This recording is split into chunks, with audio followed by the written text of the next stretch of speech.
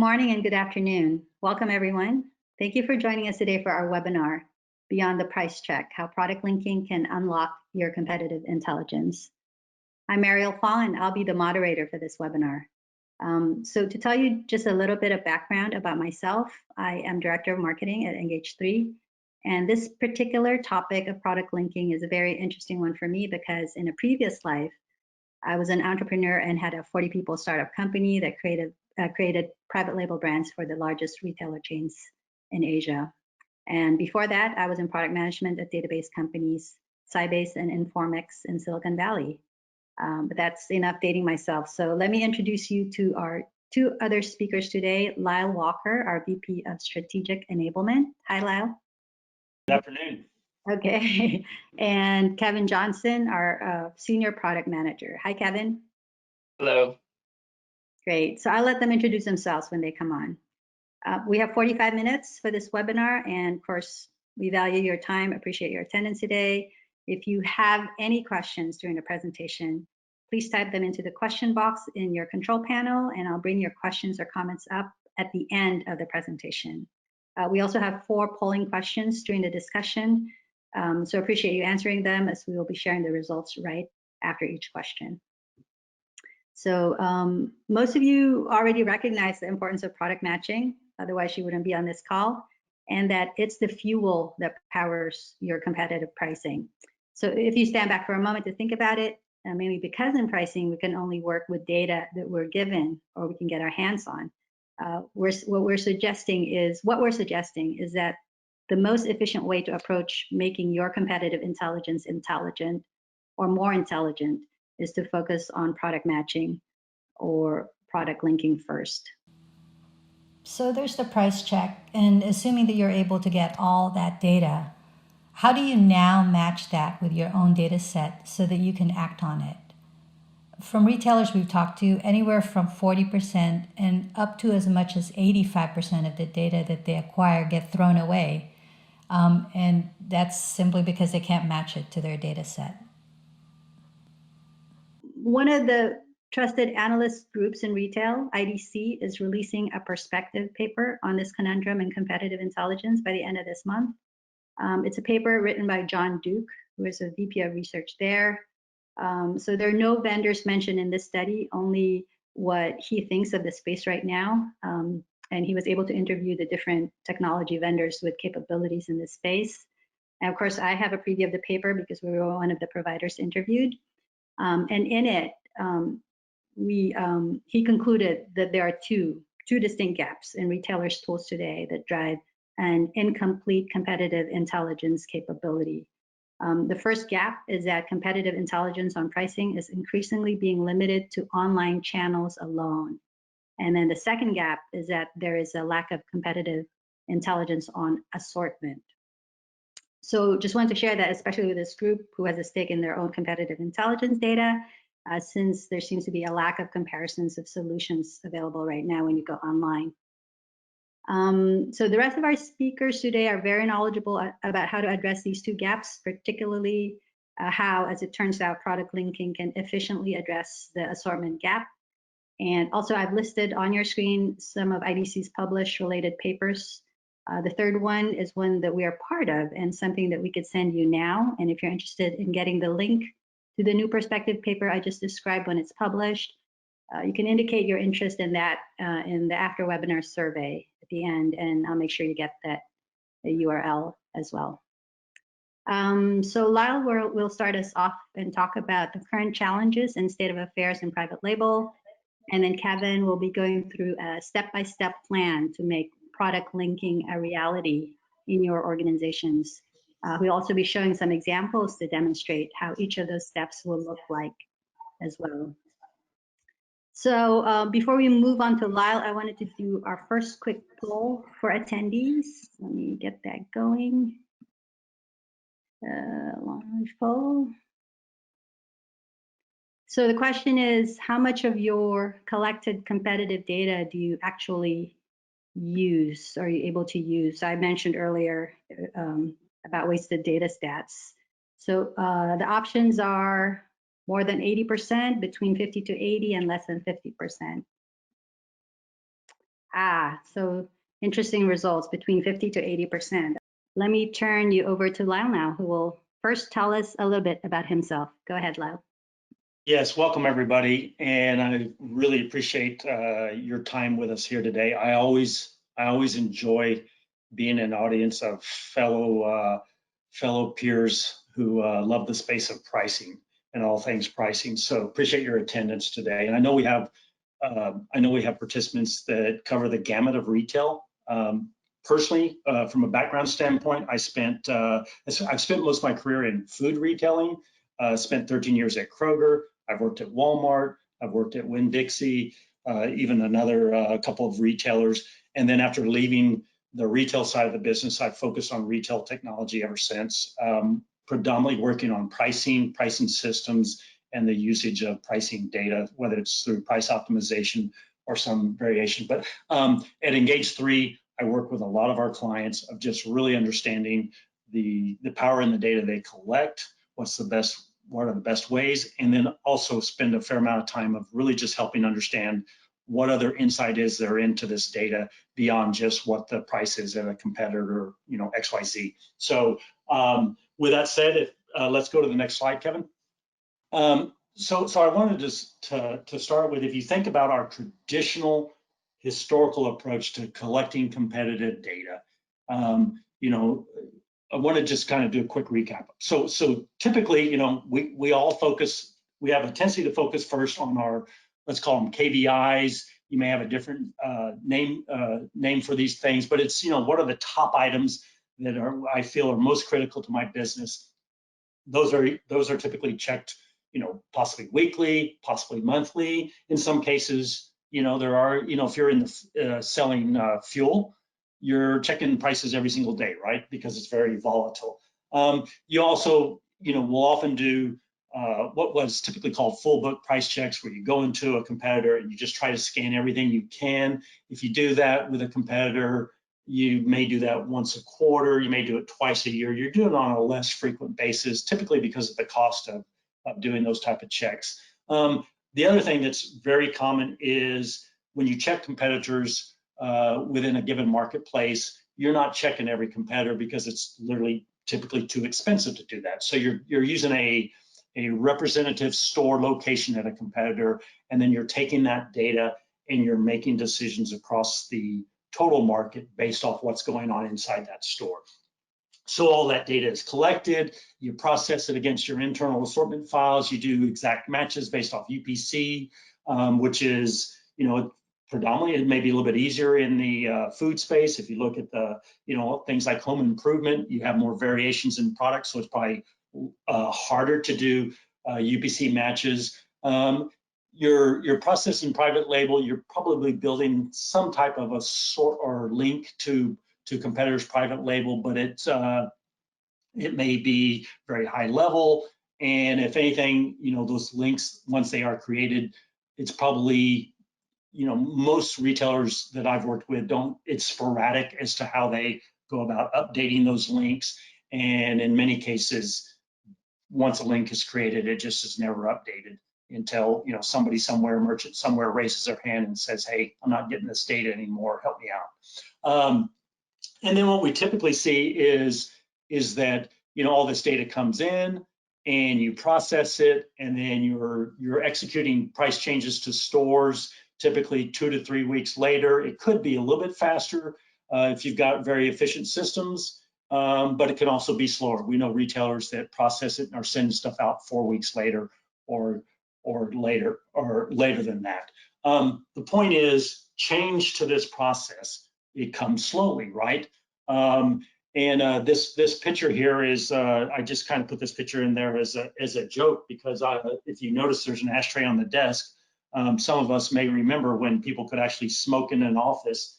But the point is, oftentimes the way we've gone about collecting intelligence around what's going on in the marketplace, if you look at what you're doing and then you go back, your methods of collecting the data may have changed a little bit, but the approach has pretty much stayed the same. Next slide, please. So let's talk real quickly about what was already changing before this pandemic that we're all dealing with hit earlier this year. So before that, top retailers were already making heavy price investments in private label pricing. And we're aware of that because we studied a lot of data and we're seeing that. There's various reasons for that, but there were lots of price investments being made by retailers in private label, as well as the percent of total sales in food retail was growing. Percent of total sales for private label was growing beyond 20%. 20% used to be kind of a standard benchmark in the food space, but it's very common to see retailers up to 25%, in some cases up to 30%. But the percent of total sales for private label has been was already growing. Likewise, it's been common approach to price check a national brand and then price your private label, calculate a spread for that private label equivalent item as a percent of the national brand price. And it was common, historically, to use a 15 to 20% spread. There's no exact science to that, but it just seemed to be the norm. What we were already seeing before COVID hit was that was already changing too, and that we were seeing spreads of private label to the national brand equivalent of 30%, 40%, 50%, 60%. Now, if you go back in days gone by, you would say, you never wanted your private label that cheap versus the national brand because people would associate that that the quality was low and cheap. You didn't necessarily want to be cheap, but what we've seen is consumers adopting private label as a quality brand. And in turn, you look at some of these price investment approaches with retailers of investing in private label pricing. The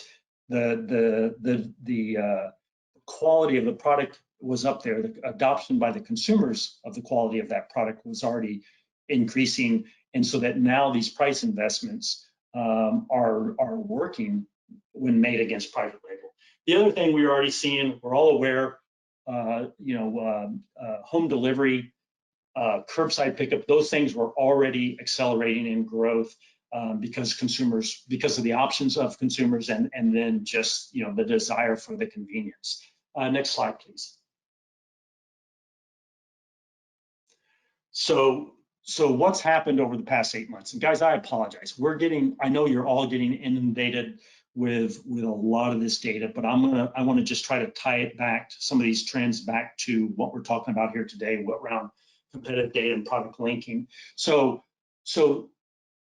this chart that you see at the bottom of the screen is it's illustrative of the massive gains that cross-channel shopping has made over the past 6 months. And one quote is that there's been 5 years of growth from an adoption standpoint of cross-channel shopping in just the past 6 months.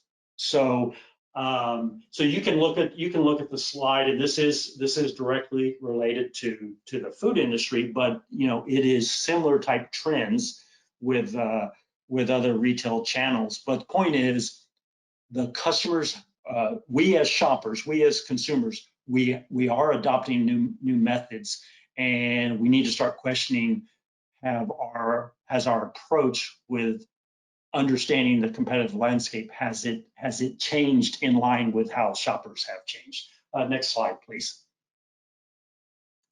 So when I talk about this and when I look at this, I approach it from the standpoint of it's all about maintaining and increasing your visibility of competitors and what they're doing. I always use analogies that as retailers, we're competing against our competitors and we're in a battle, and they have their own set of weapons and we have our weapons, and we're trying to understand what are the weapons that are being used against me so I can have a plan of counterattack. So when we think about this, we just discussed that shoppers were already changing when, where, and how they are buying. That's just a given. We know in just looking at the data that new private label product launches, that they're accelerating across channels and markets. Now, I've got a couple of logos up here, Simple Truth, Signature Select, Great Value. For those in the food industry, you're going to be aware of these, or if you shop any of these banners. The one on the far right is fresh, and that's what's happening with Amazon. So I wanted to use use that as an example to illustrate some of the change that's happening. So a couple of weeks ago, Amazon opened their first full-size grocery store in Woodland Hills, California. For those of you that read the different industry trade press, you probably heard about that. And there's various technologies being introduced into that store, amongst the fact that they're just selling food. One of the interesting things from my perspective, and it relates to our product linking discussions, is that Amazon has launched a new private label line, an expansion of that line in the meat and poultry items. So I've got some pictures here on the screen. Apologies that it's not the most exciting stuff, but it's chicken breasts and ground beef. The point being that Amazon, they only have one store. This Amazon Fresh grocery store, it's one store. But my point with this is it's important because when you think of Amazon, it's not, you'll never think of them in the physical world. In fact, this is new to even be talking about this. But the fact that they can take a new private label product launch that's now currently only in one store, but because they have national distribution through Prime Now, which is the same day delivery service they offer, which offers many of the food items as well as others. Because they have that, they can literally take this one store test into a national program. I mean, in essence, they could have already done it. I'm just not aware of it. But the point is they can expand that very, very quickly. And all of a sudden you've got a national private label launch that in the past you probably were not aware of. Next slide, please. The reason this is important is, and the question I'd ask is, are you following your shopper? And is the program that you currently use, is it following the shopper and what your shopper is doing and how their behavior is changing?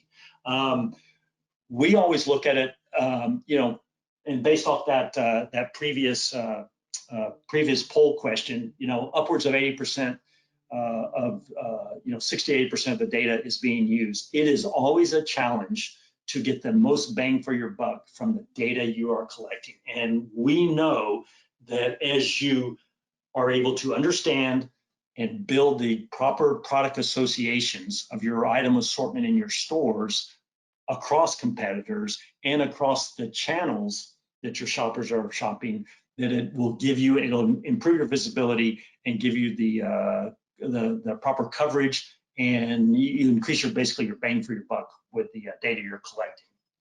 So, the need is, if you haven't asked yourself the question and taken a step back and looked at your current program of how you execute day in, day out, and said, does my current program properly represent where my shoppers and how my shoppers are actually shopping? What changes do I need to make as a result of that? And then within that, I listed this example. I listed three food items, but of the competitors you are checking, are you also evaluating the channels that that your competitors offer? So I gave some simple examples of like Walmart and Walmart Instacart for home delivery, but I would say, are you looking at Amazon, especially if you're in the food space, and do you have the proper visibility into those competitive channels? Next slide, please. Okay, so we're going to begin talking about product linking, and I'm going to pass it to my associate Kevin, who's going to take you into more details of how we approach that. If I take a step back for a second, Engage3 as a company, we've been in the competitive pricing business for over 30 plus years, not as the name of Engage3, but through our founders. Our founders grew up working for their parents, who had a company called CPI, which goes back 30 years, which it was it was, and to this day under Engage3 is still a competitive data collection company. So our founders grew up collecting while other kids in high school were out having fun. They were doing price checks with pen and paper. But so as a company, we've been in this it's our legacy, it's our heritage around competitive data. Beginning about 5 years ago, our founder Ken May is a data scientist, and that was the the early creator of the price optimization space within retail. But our founder was really focused on how to use machine learning to increase data availability. So we saw all this data being collected, and there was the throwaway factor of a lot of these data points was very high. People were not utilizing all the data they collected. And a lot of that comes back to being able to properly build these product relationships, these product links. So that's when 5 years ago we started on building our product linking platform. In all honesty, guys, we are a data collection company, and we were building this as an internal tool to do the work we do day in, day out. So that's the legacy of what we're going to show you here in a second. In turn, we have recognized how critical it is, how critical these links are, not just for one-to-one relationships, but even for reference purposes, which we'll talk about. But it's like, how do you have visibility into the in product some relationship of your item to one item at your competitor, you lose visibility into those other two items that they may be carrying. So we'll talk to you about this building links for reference purposes. We also have recognized that it's not for like type items, but the product attributes with shoppers are becoming very, very important. And a product attribute could be on food, could be, is it organic, is it gluten-free? In other in the home improvement area, it could be, is it gas powered or is it electric? Is it battery operated? I mean, there's attributes that people are looking for, and we want to be able to understand those and build the appropriate links. We also understand links are perishable, and much of the industry has never been able to approach it from that standpoint, but they are perishable. Things change, and things are changing quicker with manufacturers and so on. So it's not like a one and done type approach with product linking, but it needs to be an approach where the data is helping you understand when links become stale, et cetera. So Kevin's going to talk in more detail about that. We've also recognized that you need to have your merchants involved in this process if possible, and doesn't mean they have to create links, but they need the visibility of what the associations are, so that they in turn will have confidence in the data they start getting back. We hear all the time that my merchants don't believe in this data, and oftentimes it comes back because they just don't trust that the product collected at the competitor is a like for like item. We also know as we look forward, we understand today we all use in our competitive position in the market. We understand how price image and the importance of being able to understand price image, and are working on areas around that to discuss for a later day. But we also understand that this data and this building these associations across competitor becomes a critical foundational element of being able to really understand your price image in the marketplace. So with that, Marielle, I'll pass it to you. I think you have a Yep. Thank you, Lyle. So we have our two other polls. You launched that right now. What percentage of your sales is covered by product links? I don't know why it doesn't say here, but let's just rank it from 1 as very low to 5 very high. So I'll give you a few minutes to answer that question. Oh, there it is. Okay, great. Okay, let me close the poll and share the results. Interesting, 57%. Okay, great. And now I have to hide results, as Kevin suggested. And then poll number 3, let me launch that poll for you right now. So how often do you refresh your product links? You've never refreshed it from the first time you did it, once a year, quarterly, or less than quarterly. Those are your options. Let's see people answering. I will close the poll and share the results more often than quarterly. Interesting poll result there. Okay, so let me hide the results and turn it over to Kevin. Kevin will be covering the importance of a regular cadence for refreshing product links shortly. And so Kevin, can you introduce yourself also, please? Sure. Yeah, thanks, Marielle. So yeah, I want to take the opportunity real quick to just thank everyone again for being with us today, particularly for joining us to discuss a topic that I'm pretty passionate about. I've been with Engage3 for over 6 years now, and throughout my time with the company, I've really witnessed firsthand, as the need for product linking has evolved into what it is today in retail. Engage3 as a business, right? We've been in, Lyle mentioned, we've been in the business of data collection for over 30 or 40 years now. And so as the retail landscape has shifted, we've really found ourselves in a unique position to understand and ultimately attack this problem head on. I could tell you the price of every single product at every store, but what are you going to do with it? Right, and the challenge is that true competitive visibility really does require a multi-dimensional approach to solve for. Creating an Excel sheet and going line by line, tab by tab through your product file is just not enough anymore.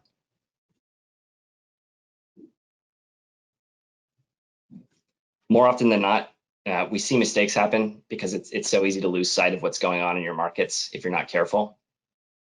So if you take this example of pricing my mac and cheese products, in this example, my competitor and I both have the Kraft brand mac and cheese box, but I'm pricing mine about 10 cents less than theirs, right? So great, so far so good, right? Now here's my own brand mac and cheese box, and historically, right, to Lyle's earlier point, we've seen most people price their private labels around 20 to 30% lower than the national brands. In this case, I'm about 30 cents less than Kraft. Again, so far so good from a pricing perspective, right? Because when a consumer looks at your shelf, one of the first questions they've got in mind is what's your parity with the national brand? The second question that naturally follows is what's your parity with my other local retailer's brand, right? And what I don't realize here is that my competitor also has a private label mac and cheese, and theirs is priced significantly lower than mine. And the reason for that is that their mac and cheese is actually priced against the Aldi that just came into the market. So at this moment, right, I have no idea that I'm actually losing quite a bit because I don't really have the right line of sight into my competitors. So at the very least, I need to be properly linked to my competitor's private label mac and cheese, right? And I think the key takeaway here is that if all you're doing is checking the national brands, there's a good chance you could be losing. But to some of Lyle's earlier points, right, true visibility is not just about private labels. It's about understanding the full scope of your assortment and how it compares to competitor assortments across channels. So in order to really get that understanding, you have to have the means to look at things like size variability and be able to make an informed decision, right? And in this example, I have my own product, which is a 32-ounce frosted mini wheats. And though they may not be my primary competitors, right? I do consider myself in competition with 3 retailers who operate in different channels here. They all carry frosted mini wheats, but they don't carry the exact same product as I do. I can see here that the sizing is all different, right? And the adjusted prices reflect that. But attribute variation like this can have a big impact on my strategy, right? Because the question then becomes, does this actually represent the same buying occasion to the consumer at the end of the day? And if I didn't have any referential product links here to begin with, I wouldn't even really be able to have a deeper discussion around strategy for this product, which is really why having an end-to-end platform to collaboratively manage the product linking aspect is so crucial.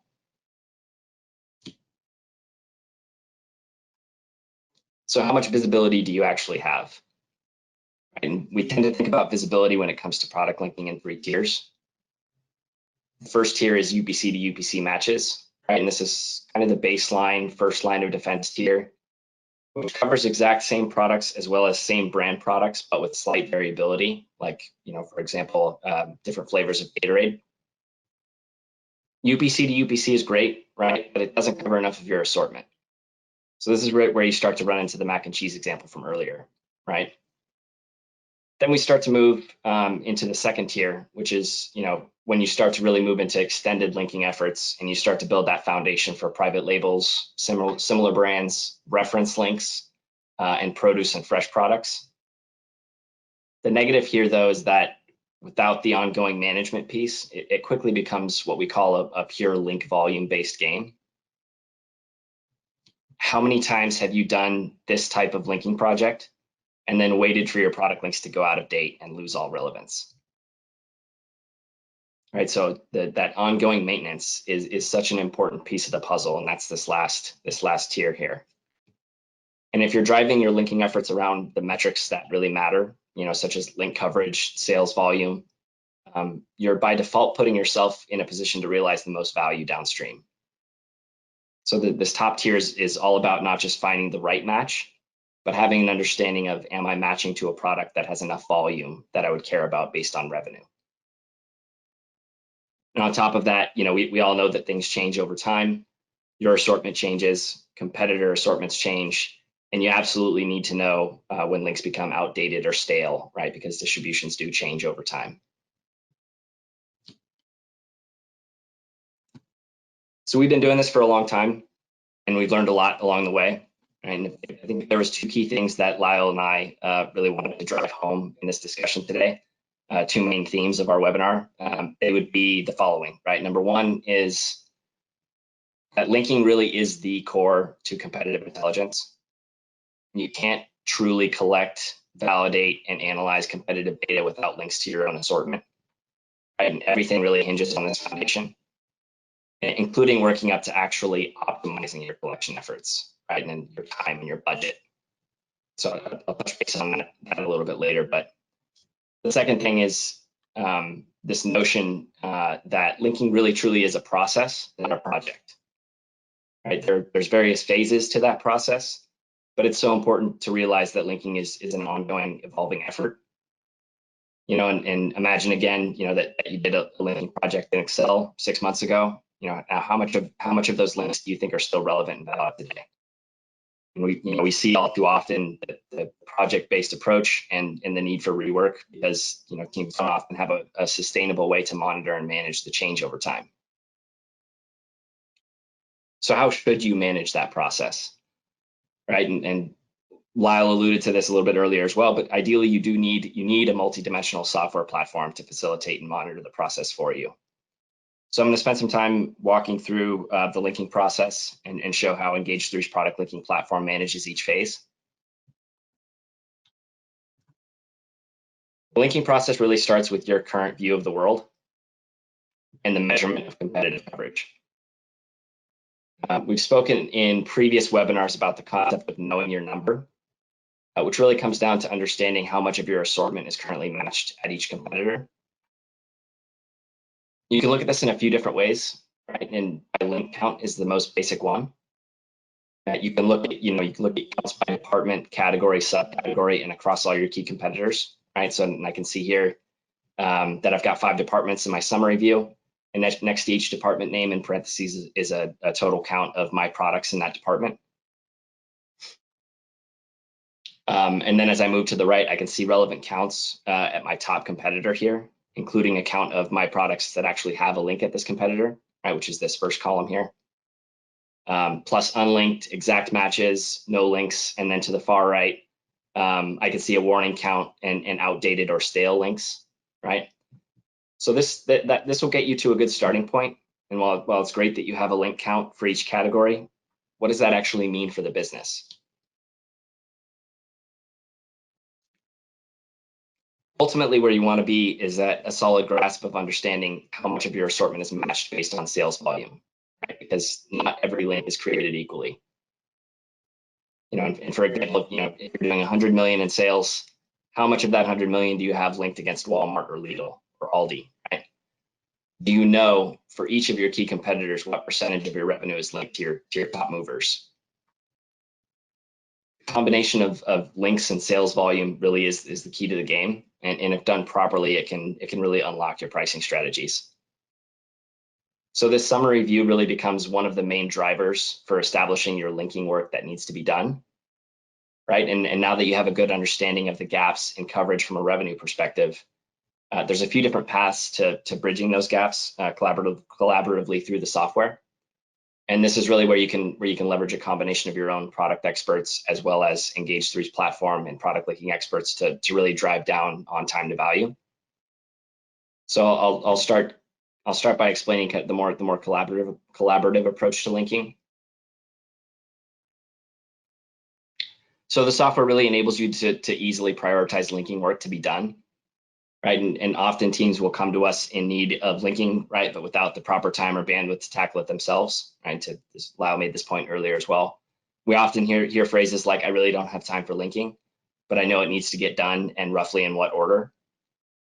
In these cases, you can easily prioritize products to be linked by category or subcategory, by product types, by sales weight, or anytime you really have need to, what we call jump the queue and prioritize new products. That's really easily done through tags and quick filters in the software. And then, so once links are prioritized, then you can assign them to your internal teams to go through and create links, or you can outsource that link creation to Engage3. Now that linking work has been properly prioritized and assigned, right, you can establish when and who will actually be going through and reviewing the new links for quality. The great thing about this is that the software alerts you as new links are coming in, right, so that you can go through the review process whenever it's most convenient for you. And this is specifically set up to support many different service models. And in most cases, we see the retail partners typically start to involve their merchant teams in the conversation at this point. To ensure that the links are appropriate and accurate. And you can quickly work through an approval and rejection workflow to enhance the quality of future links based on your feedback, but also to fix links and propose new ones as necessary. Right, and then alternatively, right, there's the need for creating and setting links yourself if you desire, right, depending on how much time you care to invest.